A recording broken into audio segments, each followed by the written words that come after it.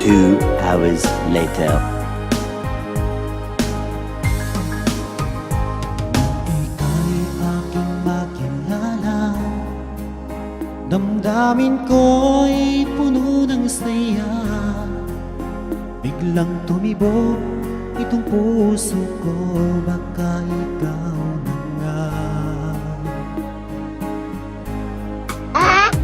Ang aming pinapangarap na lagi kong inaasam, na babaeng makasama ko magpakailanman. Uwe, di nga.